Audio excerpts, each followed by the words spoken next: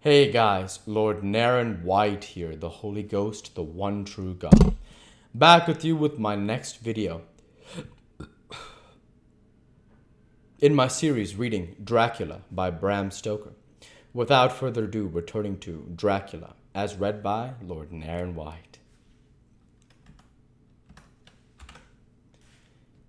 The professor looked pityingly at him.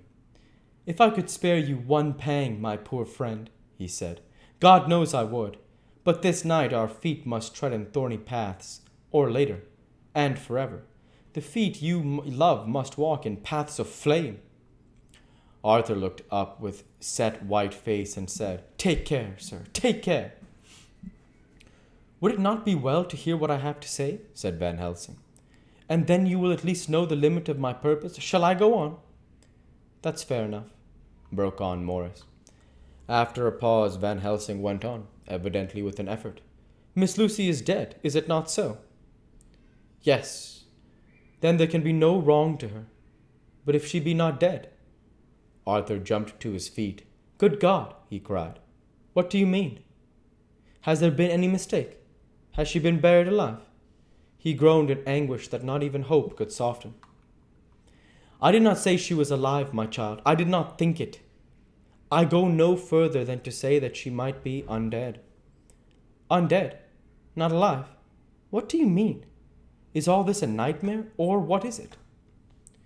"There are mysteries which men can only guess at, which age by age they may solve only in part. Believe me, we are now on the verge of one, but I have not done. May I cut off the head of dead Miss Lucy?" "Heavens and earth, no," cried Arthur, in a storm of passion. "Not for the wide world will I consent to any mutilation of her dead body. Dr. Van Helsing, you try me too far. What have I done to you that you should torture me so? What did that poor, sweet girl do that you should want to cast such dishonor on her grave? Are you mad that you speak of such things, or am I mad to listen to them? Don't dare think more of such a desecration. I shall not give my consent to anything you do. I have a duty to do in protecting her grave from outrage, and by God I shall do it." Van Helsing rose from where he had all the time been seated, and said gravely and sternly, "My Lord Godalming, I too have a duty to do, and a duty to others, a duty to you, a duty to the dead, and by God I shall do it. All I ask you now is that you come with me, and that you look and listen, and if when later I make the same request, you do not be more eager for its fulfillment even than I am, then I shall do my duty, whatever it may seem to me. And then to follow your lordship's wishes, I shall hold myself at your disposal to render an account to you, when and where you will." His voice broke a little, and he went on with a voice full of pity. "But I beseech you, do not go forth in anger with me. It is a long line of acts which were often not pleasant to do, and which sometimes did wring my heart. I have never had so heavy a task as now. Believe me that if the time comes for you to change your mind towards me, one look from you will wipe away all this so sad hour. For I would do what a man can to save you from sorrow. Just think, for should I give myself so much labor and so much of sorrow? I have come here from my own land to do what I can of good, at the first to please my friend John, and then to help a sweet young lady whom, too, I come to love. For her I am ashamed to say so much, but I say it in kindness. I give what you gave, the blood of my veins. I give it, who was not, like you, her lover, but only her physician and her friend.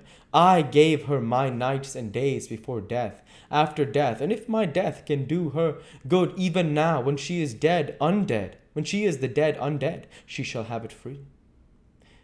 He said this with a very grave, sweet pride, and Arthur was much affected by it. He took the old man's hand and said in a broken voice, "Oh, it is hard to think of it, and I cannot understand, but at least I shall go with you and wait." Dr. Seward's Diary continued. Chapter 16. Chapter 16. Dr. Seward's Diary continued. It was just a quarter before 12 o'clock when we got into the churchyard over the low wall. The night was dark with occasional moonlight, with the dents of the heavy clouds that scudded across the sky. We all kept somehow close together, with Van Helsing slightly in front as he led the way. When he had come close to the tomb, I looked well at Arthur, for I feared the proximity to a place laden with so sorrowful a memory would upset him, but he bore himself well. I took it that the very mystery of the proceeding was in some way a counteractant to his grief. The professor unlocked the door and, seeing a natural hesitation amongst us for various reasons, solved the difficulty by entering first himself. The rest of us followed, and he closed the door. He then lit a dark lantern and pointed to a coffin. Arthur stepped forward, hesitating. Van Helsing said to me, "You were with me here yesterday. Was the body of Miss Lucy in that coffin?" It was. The professor turned to the rest, saying, "You hear, and yet there is no one who does not believe with me." He took his screwdriver, and again took off the lid of the coffin. Arthur looked on, very pale but silent. When the lid was removed, he stepped forward. He evidently did not know that there was a leaden coffin, or at any rate had not the thought of it. When he saw the rent in the lead, the blood rushed to his face for an instant, but as quickly as fell away again, so that he remained of a ghastly whiteness. He was still silent. Van Helsing forced back the leaden flange, and we all looked in and recoiled. The coffin was empty! For several minutes no one spoke a word. The silence was broken by Quincy Morris. "Professor, I answered for you. Your word is all I want. I wouldn't ask such a thing ordinarily. I wouldn't so dishonor you as to imply a doubt. But this is a mystery that goes beyond any honor or dishonor. Is this your doing?" "I swear to you by all that I hold sacred that I have not removed or touched her. What happened was this. 2 nights ago my friend Seward and I came here, with good purpose, believe me. I opened that coffin, which was then sealed up, and we found it as now empty. We then waited and saw something white come through the trees. The next day we came here in daytime, and she lay there, did she not, friend John?" "Yes. That night we were just in time. One more so small child was missing, and we find it, thank God, unharmed amongst the graves. Yesterday I came here before sundown, for at sundown the undead can move. I waited here all night till the sun rose, but I saw nothing. It was most probable that it was because I had laid the clamps of those doors garlic, which the undead cannot bear, and other things which they shun. Last night there was no exodus, so tonight before the sundown I took away my garlic and other things. And so it is we find this coffin empty. But bear with me. So far is there much that is strange. Wait you with me outside. Unseen and unheard, and things much stranger are yet to be. So," here he shut the dark slide of his lantern, "now to the outside." He opened the door, and we filed out, he coming last and locking the door behind him.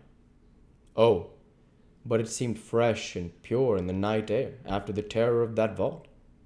How sweet it was to see the clouds race by, and the passing gleams of the moonlight between the scudding clouds crossing and passing, like the gladness and sorrow of a man's life. How sweet it was to breathe the fresh air that had no taint of death and decay.